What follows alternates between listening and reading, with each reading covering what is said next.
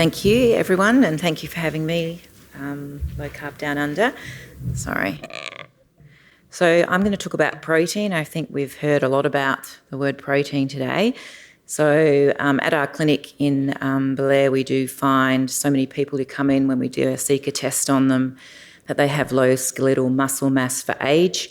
So we're quite passionate about trying to ensure people have adequate protein in their diet.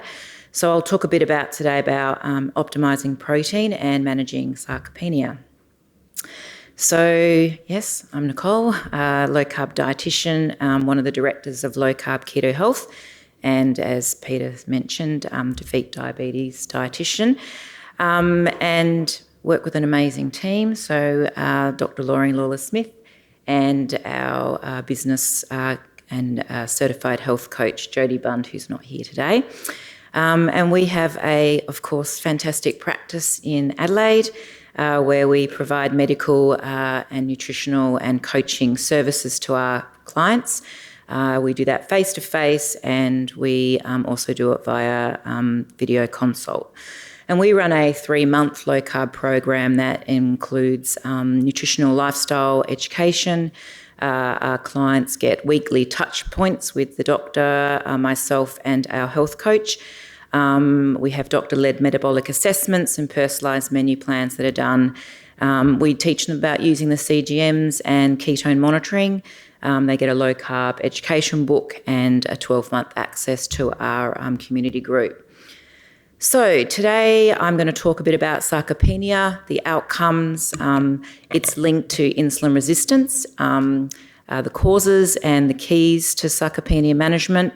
And then I'm going to touch on protein, what it is, how much we should be having, when we should be eating protein, and why we're not eating enough. And then I'm going to touch on leucine at the end. So what is sarcopenia? Basically, by definition, it is a syndrome characterised by progressive and generalised loss of skeletal muscle mass and strength, with a risk of adverse outcomes, which is physical disability, poor quality of life, and in the elderly can lead to death. And the diagnosis of sarcopenia is basically a decrease in muscle strength, muscle quality or quantity, and physical performance. So sarcopenia globally is estimated around about 16% of the elderly population worldwide suffer with sarcopenia, and it's particularly higher in patients or people who are unwell versus the general population. And there's a large amount of people with diabetes that have sarcopenia. And sarcopenia can exist at any BMI. So we see a lot of sarcopenic obesity in the clinic, where you've got here someone with, 2 people with a BMI of 29 and yet a significant reduction in muscle mass, which leads to a decline in functionality and increased cardiometabolic risk as well. So it can not just exist in that sort of frail, old, elderly person. And when you look at the traditional model of sarcopenia, it was always looked at as a slow, gradual reduction over as we get older, sort of starting around 40. But there is actually a catabolic crisis going on. And so there's these really large sort of dips that are happening in our muscle mass occurring in periods of 1 to 2 weeks over our lifespan after 40. And that's where we might have broken a leg or a shoulder, or we're in bed with an illness, and or have low activity for extended periods of time. So we get these real significant drops. So there's actually a much more accelerated decline in muscle mass that is happening after the age of 40. And the outcome really is dire with sarcopenia. We have increased depression and dementia. There's increased fragility and osteoporosis, an increased risk therefore of falling and fractures. And there's a 3.5 increased risk of death with the elderly, with people suffering sarcopenia. So it is really a critical health problem. And again, we see it even at younger ages with people coming in and getting our seeker tests with low muscle mass. There's a large amount of clinical evidence that has also exhibited a correlation with sarcopenia, other diseases such as liver, kidney, endocrine or diabetes, heart disease, and cerebral vascular disease. So it is a critical health problem and can be life-threatening. And there is this actual observed connection or relationship between insulin resistance and sarcopenia. So it's a bit of a vicious cycle between the two of these conditions. Firstly, just to summarise a little bit about insulin resistance, the main target organ for insulin is muscle, and glucose uptake and metabolism by the muscle plays a role in healthy glucose regulation in our metabolism. And when you have insulin resistance, you have this reduced responsiveness of the muscle to be able to respond to insulin, and thus we have impaired glucose metabolism. And we know, as it's already mentioned today, that insulin resistance is the root cause of chronic disease and inflammation. So there are several studies that have actually shown that insulin resistance may be actually an important mechanism creating sarcopenia or an unhealthy muscle where you're getting reduced muscle size, strength and functionality. So insulin resistance is playing a role in making our muscles unhealthy, and also sarcopenia or unhealthy muscles are playing a role in creating insulin resistance. If you can see in the tiny writing there, I've just popped a paper which explains some possible mechanisms for why insulin resistance is causing issues with creating unhealthy muscles. There is the possible mechanisms when you've got insulin resistance is there's this increase in protein breakdown and a reduction in protein synthesis. So we're getting, unhealthy muscles via insulin resistance by not able to absorb and build muscle.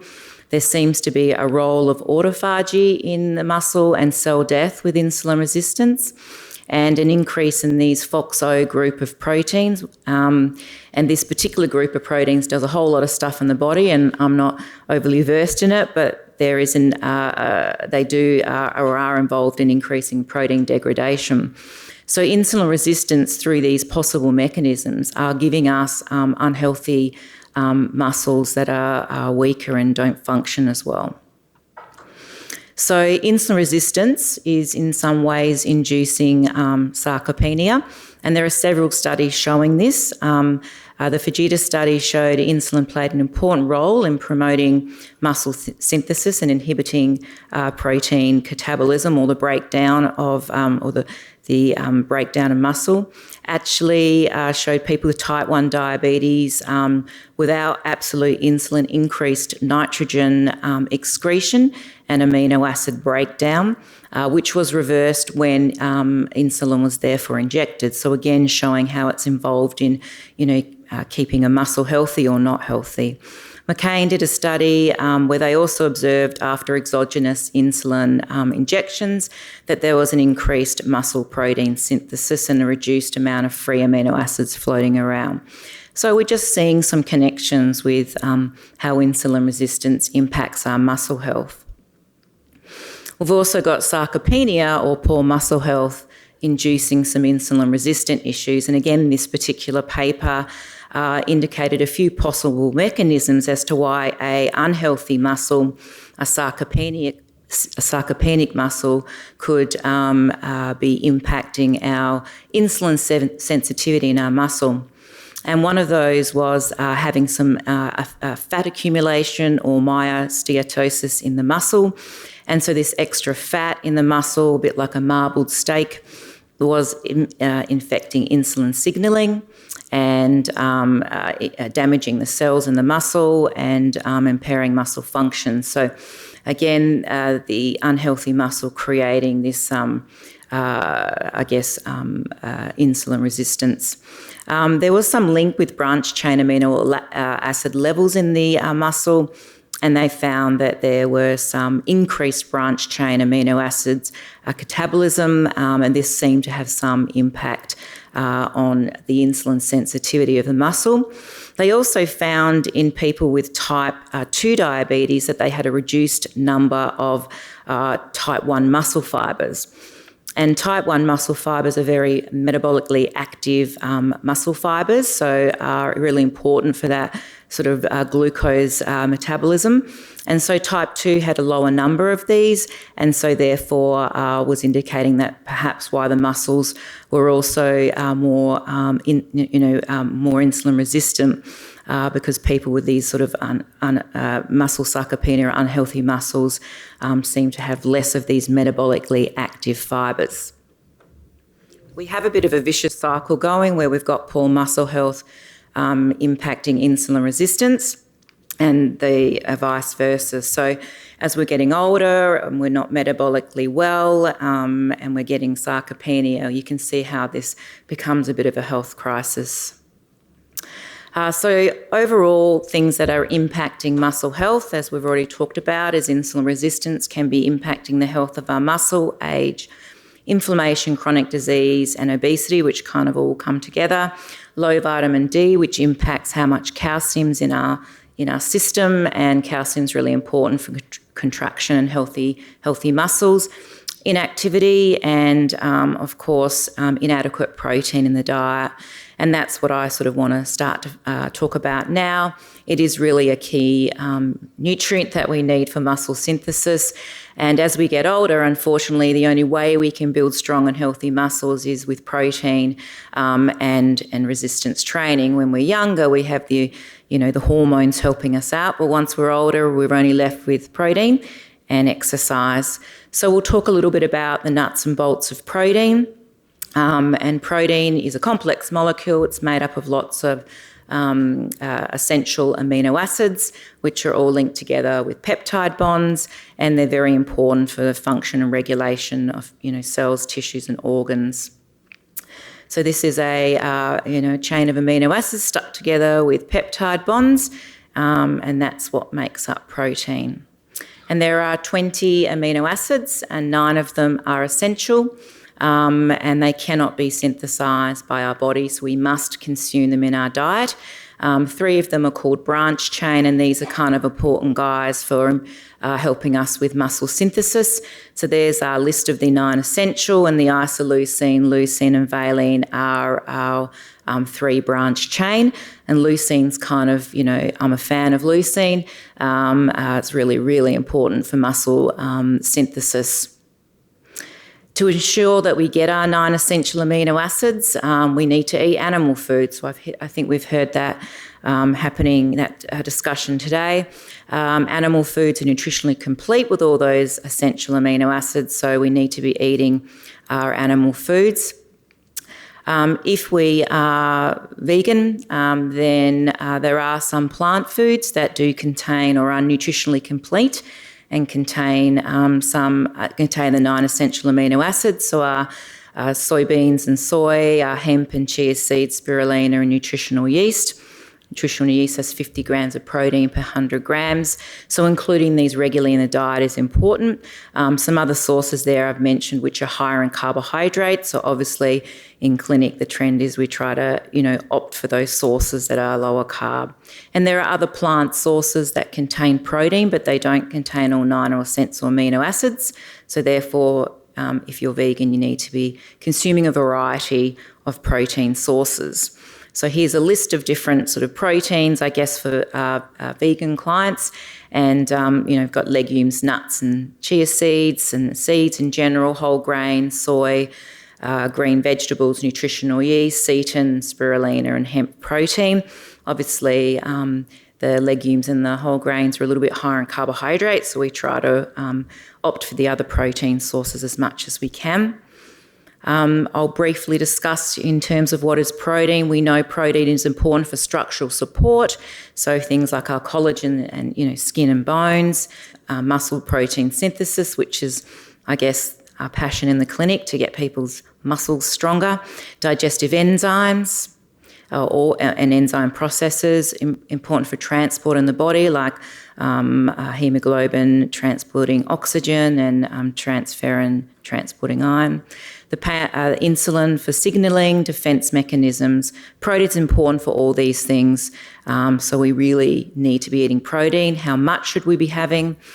This has been touched on today. So the sort of recommended dietary allowance is projected as a 0.8 gram per kilogram of body weight. And you listen to a lot of experts out there, including Dr. Don Layman. I listen to a lot of, he's done a lot of research, and the way we've measured the 0.8 is quite inaccurate. So really this is the minimum daily average requirement that we should be consuming. And for healthy individuals, and the large amount of the population isn't healthy, and we all have different needs based on age and how much activity we do. So really we consider this as a minimum, not a maximum. So there's a lot of evidence out there showing different levels of protein needs. This particular article or journal showed the protein needs for healthy older adults sat between 1 to 1.2 grams of protein per kilo of body weight for older healthy adults, and up to 1.2 to 1.5 for older people with illness. So we're seeing an increased need above the 0.8. The American College of Sports Medicine and the Dietitians of Canada, the protein needs for highly older active adults sat between 1.2 to 1.7 grams per kilo of body weight. So again, far higher than the 0.8. So there's definitely good consensus out there for most populations with different needs, whether you're older, whether you're not well, whether you're more active, is there's an increased protein need, which many people aren't meeting. So most healthy humans, as Finney in the studies he's done, said most healthy humans maintain good lean body mass and function during a ketogenic diet between 1.5 to 1.75. And at our practice, we do a range of 1.2 to 1.5 to 1.8, depending on activity levels of our clients that come through the door. So you can sort of start to make some calculations as to how much protein you might need. We use the Verta Health data for our protein, calculations for our clients that come in. And so the other thing is, when we talk about how much protein, 100 grams of steak is not 100 grams of protein. And it's quite interesting. So many clients come in and they go, yep, I'm eating all my protein. I've got my 100 gram steak at night. And they think they've nailed their 100 grams of protein. So this just shows us in terms of what 30 grams of protein looks like. And that's equivalent to anything from a whole chicken breast to 150 grams steak to up to 4 eggs. So that's what 30 grams of protein looks like. So if you're starting to need to get 90 to 100, you can start to do the calculation. We can see here again 30 grams of protein, 6 slices of cheese, a cup and a quarter of yogurt, a cup of nuts, a cup of tofu, a cup and a half of beans, or a scoop of whey protein. So the question I'm always asking my clients in clinic is, are you eating enough protein? They're doing low carb, they're focused on fat, and they tend to forget about protein. So if you need 90 grams of protein a day, I always ask them, do you think you're eating enough protein? And most of them aren't. The other concern with protein is, is it dangerous to eat more protein? The protein content of the diet is not related to a progressive decline in kidney function with age. This has been shown. There are no adverse effects to a healthy kidney if you eat more protein.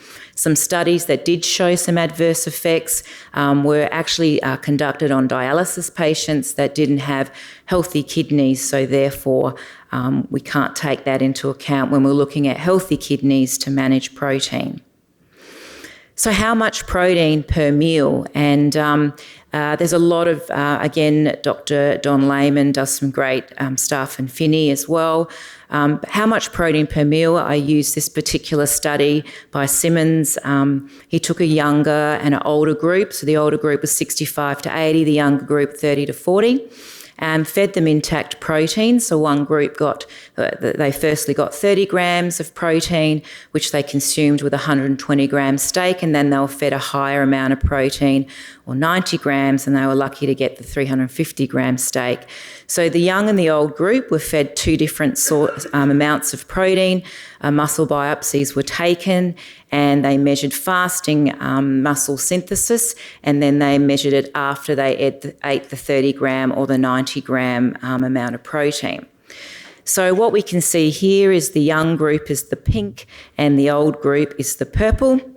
And what you can see is when the 30 gram amount of protein was consumed, both the old and the younger group did actually very well. They both increased their muscle protein synthesis. And what was interesting in both the old and the young group, they were actually able to, the older group was actually able to increase their muscle synthesis just as well as the younger group. So there's hope for us older people if you can consume adequate protein. And then what they did is they fed the 90 gram bolus of protein with the big 350 gram steak. And what you see is, again, the old and the young group still were able to increase a good amount of muscle synthesis, and it was similar. But what you see is there was no difference between the 30 gram and the 90 gram protein intake. And so what this is sort of showing us, and there's a lot of research showing this, is that there seems to be a bit of a sweet spot. Once you consume a certain amount of protein, beyond that, you're not really getting any benefits. And there is depending on what sort of research you're reading, this may vary from anywhere to 30, and Dr. Lehman is talking about up as maybe 40 or 50, that there seems to be a sweet spot. So anywhere between 30 and 50 might be the consensus for how much we can utilise. But in this particular study, showing that we don't get any more benefits from going higher than that particular 30 grams. When you add exercise, I think that's been advised that it's so important, and it further synergistically increases the amount of muscle synthesis if we're combining that with an adequate 30 gram bolus of protein. So we need to eat our protein in at least that 30 gram minimum in a meal, and we need to be adding exercise. There is an age, I guess reality is there's an age-related dose response. So what they did here is, again, they fed a sort of 25 gram bolus of protein in the young and the old group, and they got similar muscle protein synthesis. But then what happened, they fed them a suboptimal amount of protein. So they only fed them 15 grams. And this is where you see a big difference between the older group and the younger group. And the older group, unfortunately, did far worse. And this is where we see that reflecting in, as, our grandparents are eating that, as we can see there, a bowl of porridge made with some milk, and they're maybe only getting 13 grams of protein in their breakfast, and they're just not able to adequately get muscle synthesis as good as they could if they got more protein in. So there's definitely a big impact as we get older, or if we're getting suboptimal levels of protein in our diet. And when should we be eating this protein? And what you can see here is in a typical diet, we'd often be having a small serve of protein, particularly if you're not a low carber, having a small amount of protein in the morning and 15 grams at lunch, and then 65 grams, and enjoying that really large steak in the evening. And what we can see here is there's definitely muscle synthesis going on, but they're not maximising that rate of protein sort of synthesis at that sort of breakfast and that lunch. And then at the end of the day, they're not utilising that whole 65 gram load if we refer back to the study where we're looking at that 30 gram sort of sweet spot.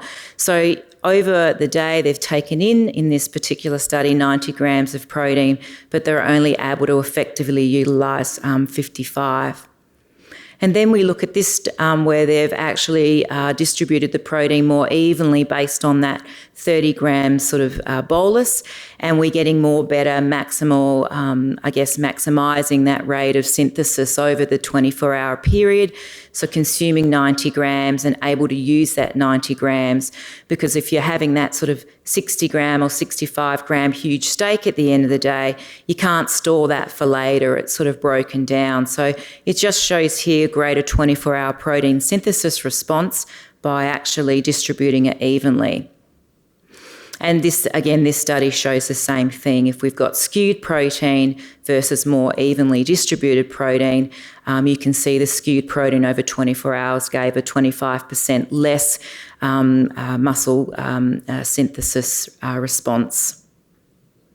So if we're looking at 30 grams of protein, because I always love coloured pictures, and we have lots of coloured pictures in our clinic, and I won't spend long on it because I'm probably going to go over time, this is what 30 grams of protein looks like per meal if you're eating animal protein to optimise your muscle protein synthesis. So you can see a couple of eggs, 3 slices of cheese, some bacon, nice steak at the end of the day. And we know we add some exercise, we're going to further accelerate the improvement in our muscle synthesis. When we look at if you're a vegan and you're doing a plant-based diet, there's a lot more volume here is the point of these pictures, is we have to eat a lot more to try and consume that 30 grams of protein. And, you don't actually end up absorbing all of that protein. Not all the protein that is here is bioavailable because of all the fibre. So you might find that 30 gram protein breakfast, you might only absorb 15 or 20 grams of that because it's not as bioavailable as animal protein.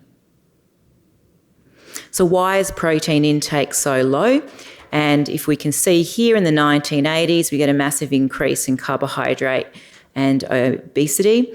And what happened in the 1980s?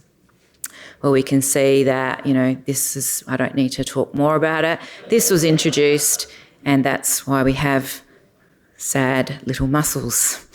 And why is protein intake so low? And we know why. So, in the end, carbohydrates need to make room for more protein. And I want to touch on leucine. It's a branched chain amino acid that really is the kicker for increasing our muscle synthesis, and it activates mTOR, which is kind of the key to making our muscles grow. This particular study, they took an older group who ingested a suboptimal level of protein, only 10 grams. They enriched it with leucine, about 3 grams. I've seen 3 to 5 grams in different studies. And it mounted an increase in protein synthesis similar to the higher protein intake group. So it's just sort of really, showing how important leucine is as one of our branched chain amino acids. And we get leucine, obviously, in animal food. I think there's a lot more research that will be in this area too, for particularly our elderly population that are getting fed porridge and sandwiches and soup, and Meals on Wheels and in nursing homes. And it also helped me think about, fasting is something we do in our practice, and I do myself, is to how we can maximise our muscle synthesis if we are fasting, or maybe not eating always that correct amount of 30 grams of protein. And I use leucine myself, throw it in my yogurt or in my smoothies. But you can certainly get it from your meat, chicken and fish. So, leucine is really important. Dr.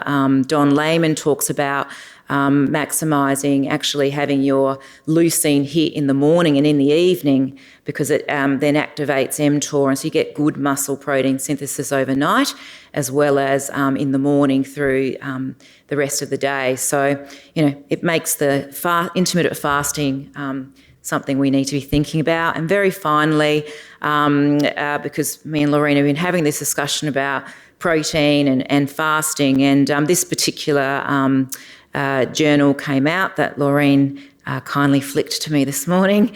But it just sort of showed that there was some calorie restriction giving some positive effects on skeletal muscle. So I guess my thought process now is that we need to be ensuring if we are fasting, that we're really ensuring we're getting leucine and that we're maximising the quality and quantity of the protein we're eating, the timing and the amounts, and that we're not calorie restricting or fasting too frequently. So in summary, sarcopenia is dire. It can occur at any BMI. We should be prioritising our protein at 30 grams of protein per meal at least. And if you listen to other information and look at other studies, that maybe is up to as high as 40 or 50 as we get older is needed. But we need to have those boluses and not wait all day and have all of our protein in one hit. Suboptimal protein is a big problem. Distributing it evenly is definitely important, as we showed in the studies. 100 grams of steak is not 100 grams of protein. Leucine is a gun and you should be consuming it regularly, and resistance exercise is really important. So thank you.